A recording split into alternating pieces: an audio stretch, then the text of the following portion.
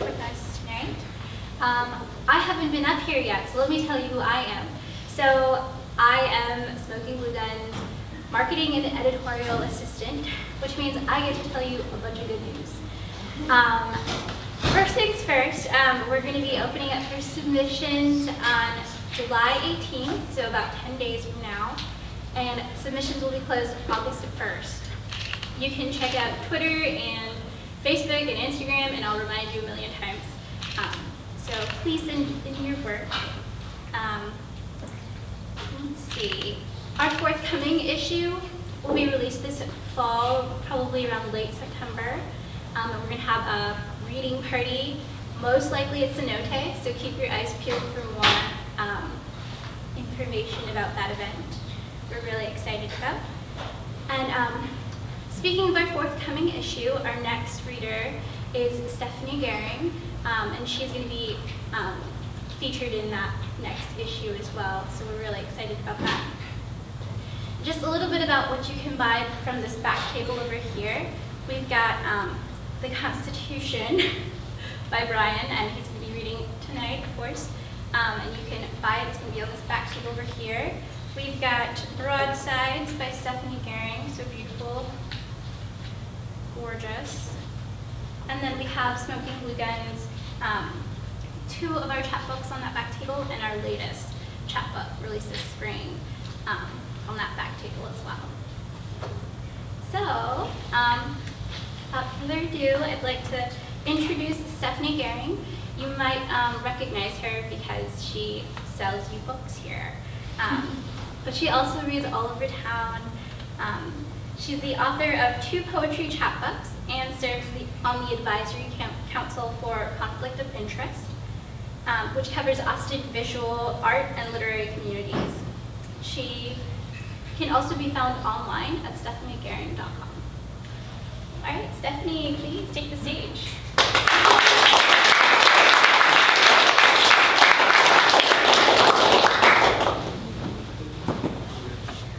Thank you to Anar and Blake and Taylor, Smoking Glue Gun, which you all fall under.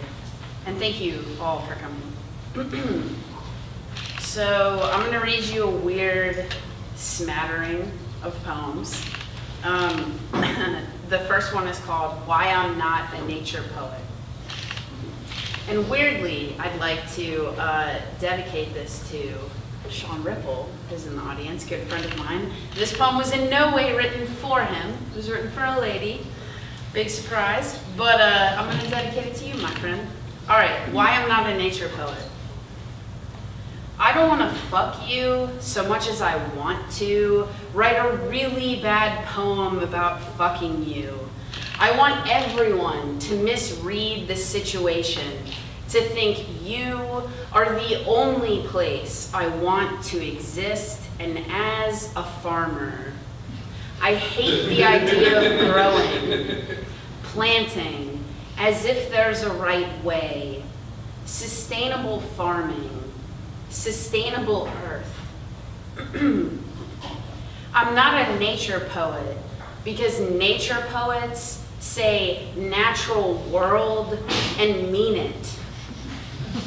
I don't want to fuck you so much as I want to pull everything out of the ground around you. So here is a super short poem. It's only 3 lines. It's called That's So Gay. That's so gay. The woman I lost my virginity to is cutting my meat at the deli counter. But you can't write a poem about that. Okay, so I said a weird smattering, shifting gears into the sad zone, if that wasn't already said. This one's called Lover. They only hurt if you let them close. Your mouth, it's an open sore. That language is pus. Your tongue is a tongue weary and worthless, like a muscle dissected only part way. Thank God I know how to love an open wound, my hot mouth covering it, guarding against closure.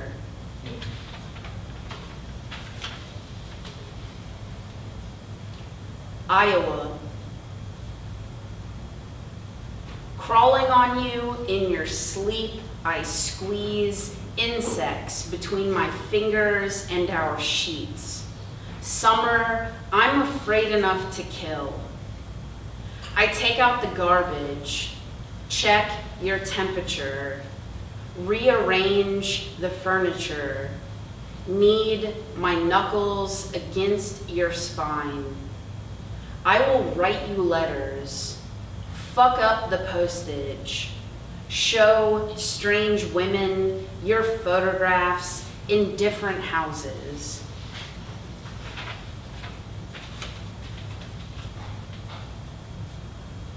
And this one is called Pasul.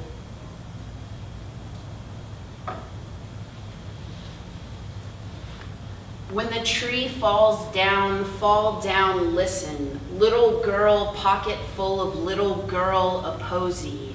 Toe-pointed pin drop when it all falls down. Like a baby, everything in her mouth is a body, lost its body, still a body.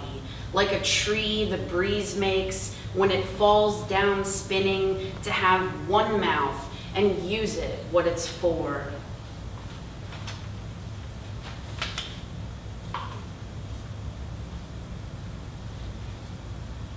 Harvest.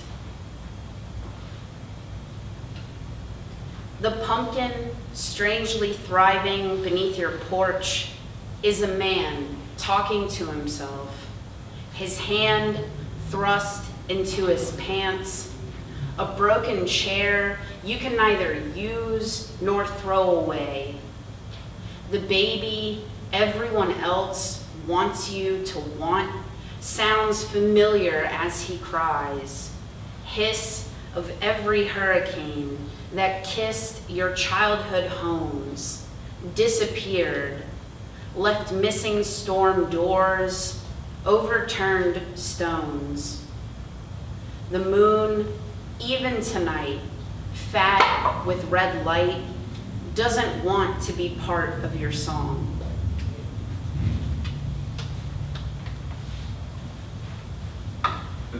So the next thing I'm going to read is it's some excerpts from a long poem titled Curtsy that the lovely folks at Smoking Glue Gun have decided to publish a portion of in their next issue. So thank you.